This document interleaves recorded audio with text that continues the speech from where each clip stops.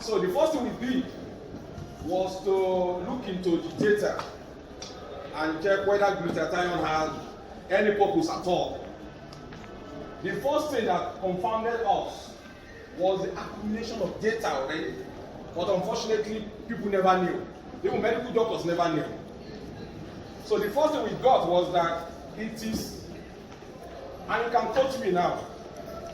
You know when I say you can quote me, you can quote me. 35 years of clinical practice experience online. It is impossible for anybody without adequate level of glutathione to have normal glucose level.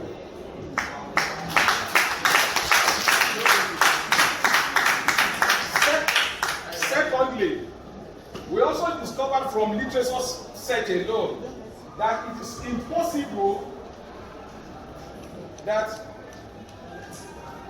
giving oral hypoglycemic agents, insulin, and the rest without adequate amount of glutathione for you to have a stabilized glucose level.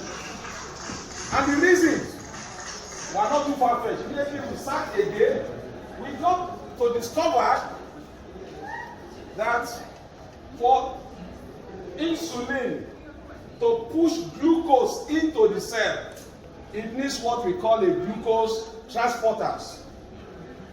So there are several of them, glucose transporter 1, transporter 4. But the major ones are the glucose transporter 4. They reside within the cell. And of course, they need to move from within the cell to the border of the cell to open the gates. So if you continue pumping your people, I don't want to use the word patient so that you don't become doctors. So you continue to pump somebody with insulin. If there's, you may not have the gates open, but guess what you find out again? For those transporters to go from the cell and move to the border and open the gate, it needs one molecule to ensure that the gate opens. What is that substance? Glutathione.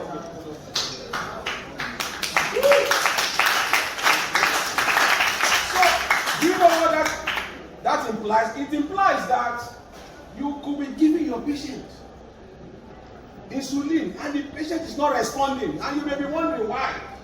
It may be glutathione. So that's what we found out in our, and we published that. Then the next thing we did, okay, if glutathione is this important, now let's look at D-ribose L-cysteine. D-ribose L-cysteine is what?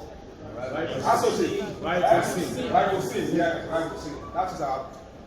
So we now decided that was in 2016, about mid-year.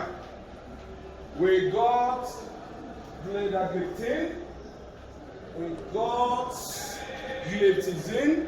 These are oral hypoglycemic agents. We got insulin as well, and I think 2 other medications.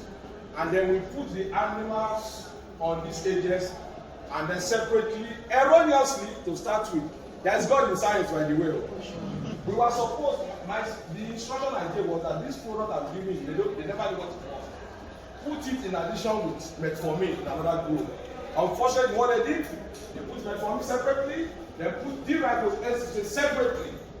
So we then destroyed the beta cells that are producing insulin, so that we make the animals diabetic.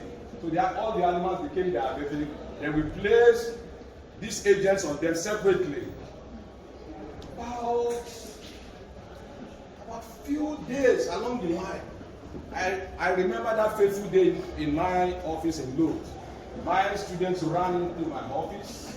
They said, "Prof, what exactly did you give us?" They saw that only one group of animals, apart from the control, the animals were looking robust, as if they have no diabetes. These are diabetic animals.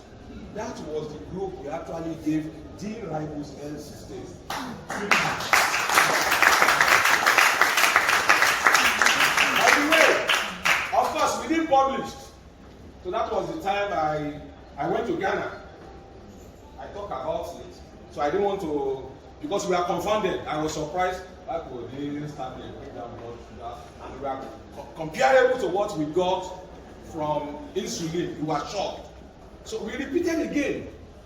We were getting almost the same thing. One confounded is that look, it was then we then tied what we got earlier from literature review from our experiment that look, definitely this agent is working through enhancement, making provision for glutathione to be available, and then translocation of the glucose transporter, that is the transporter has to convey in glucose inside the cell, was working through that, and that was ribosine.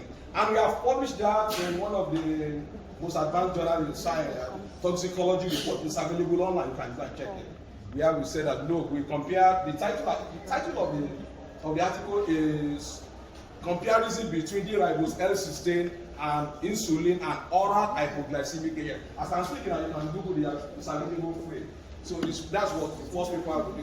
When that happened again, we said, look, there are so many other things that we then Google again. We discovered that there is no, I don't know of any chronic disease that glutathione will not affect, either in terms of genesis or in terms of management.